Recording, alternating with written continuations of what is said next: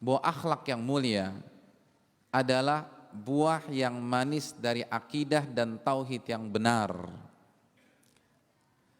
Jadi akhlak yang mulia adalah cermin bahwa akidah yang kita pelajari selama ini benar-benar menancap di dalam hati.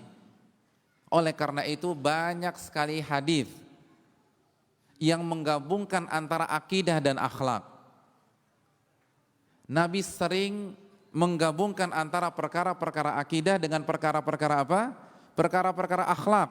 Di antaranya hadis Bukhari Muslim dengan lafadz Imam Muslim, Nabi mengatakan, "Man kana yu'minu billahi wal yaumil akhir falyaqul khairan aw liyasmut." Barang siapa yang beriman kepada Allah dan hari akhir, hendaklah ia berkata yang baik atau dia diam. Jadi secara tersirat Nabi ingin menjelaskan kepada kita, kalau benar Anda beriman kepada Allah, Anda beriman bahwa Allah itu As-Sami, Allah Maha mendengar setiap huruf yang kita katakan. Anda benar-benar yakin bahwa Allah memiliki malaikat yang Allah firmankan dalam surat Qaf, ma yalfidhu min qaulin illa ladaihi raqibun atid. Tidak ada satupun huruf yang keluar kecuali dicatat oleh Raqib dan Atid. Dan Anda yakin Anda akan dibangkitkan oleh Allah, dan setiap huruf, setiap kata, setiap kalimat akan Allah mintai pertanggungjawabannya pada hari kiamat. Falyaqul khairan aw liyasmut. Hendaklah Anda berkata baik atau diam. Hendaklah dia berkata baik atau diam. Jadi kalau benar-benar akidah itu masuk ke dalam hati, bukan hanya retorika, bukan hanya ceramah, bukan hanya goresan pena, bukan hanya tutup buku. Memang yang dibuka sih Adabul Mufrad, yang dibuka Riyadhus Shalihin, tapi masih gibah, masih menggunjing orang, masih mencaci orang, masih suudzon dengan orang dan dia ungkapkan dengan lisannya, maka iman Anda lemah walaupun penampilan Anda sudah islami, walaupun penampilan Anda sudah sunnah. Ini yang dikatakan Nabi, setiap kata dan kalimat yang kita ucapkan, yang kita pertaruhkan adalah akidah kita kepada Allah dan hari kiamat. Jadi hati-hati berbicara, karena setiap kalimat itu adalah cermin seberapa dalam iman Anda kepada Allah, iman Anda kepada nama-nama dan sifat-sifat Allah, dan iman Anda kepada hari kiamat. Man kana yu'minu billahi wal yaumil akhir falyaqul khairan aw liyasmut. Barang siapa yang berkata baik, barang siapa yang beriman kepada Allah dan hari akhir, hendaklah ia berkata baik atau diam.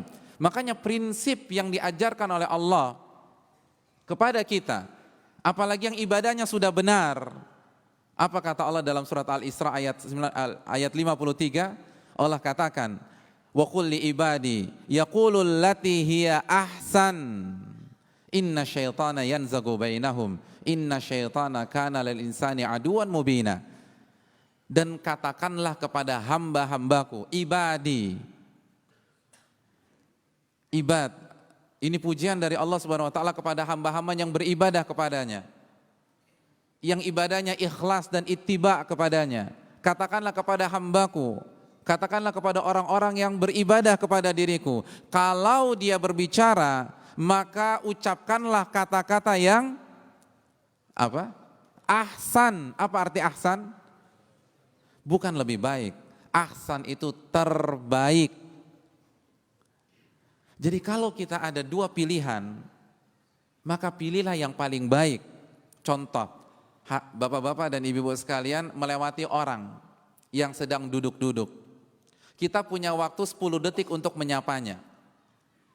Pilihan yang pertama, kita ucapkan Assalamualaikum warahmatullahi wabarakatuh, lalu kita kembali melanjutkan perjalanan kita. Pilihan yang kedua, kita ucapkan Assalamualaikum warahmatullahi wabarakatuh, lalu kita tanya, apa kabar Pak? Bagaimana kabar Bapak dan Ibu? Apabila kita punya dua pilihan ini, yang terbaik yang mana?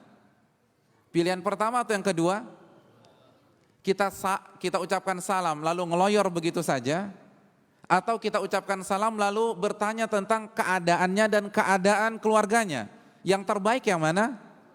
Kalau begitu Allah katakan wa qul li ibadi yaqulul lati hiya ahsan, dan katakanlah kepada hamba-hambaku, berbicaralah dengan bahasa yang terbaik. Jadi Ahlussunnah itu harus belajar bicara. Bukan hanya asal asbun saja, asal bunyi. Kita harus belajar bagaimana cara berbicara yang baik. Karena Nabi kita, Nabi yang tidak diragukan lagi kebaikan tutur katanya. Jangankan berhadapan dengan sahabatnya, orang kafir, Heraklius, apa kata beliau dalam hadis Bukhari, ila azimir Rum, kepada pembesar bangsa Romawi. Nabi tidak mengatakan wahai kafir, tapi Nabi menggunakan jabatan dia kepada pembesar bangsa Romawi. Kalau ini bahasa Nabi kita SAW kepada musuhnya, gimana kepada Abu Bakar, gimana dengan Umar, bagaimana dengan Ali, bagaimana dengan Uthman dan lain sebagainya. Jadi Ahlussunnah wal Jamaah yang akidahnya sudah benar, yang sudah khatam akidah wasitiyah, yang sudah hafal qawaidul muthla, yang sudah khatam nama-nama dan sifat-sifat Allah, maka dia harus dikenal dengan orang yang memiliki bahasa yang baik, bahkan yang terbaik. Man kana yu'minu billahi wal yaumil akhir falyaqul khairan aw liyasmut. Barang siapa yang beriman kepada Allah, bukan hanya menghatamkan tapi benar-benar beriman dengan hatinya dan beriman kepada hari kiamat, maka hendaklah dia berkata baik atau diam.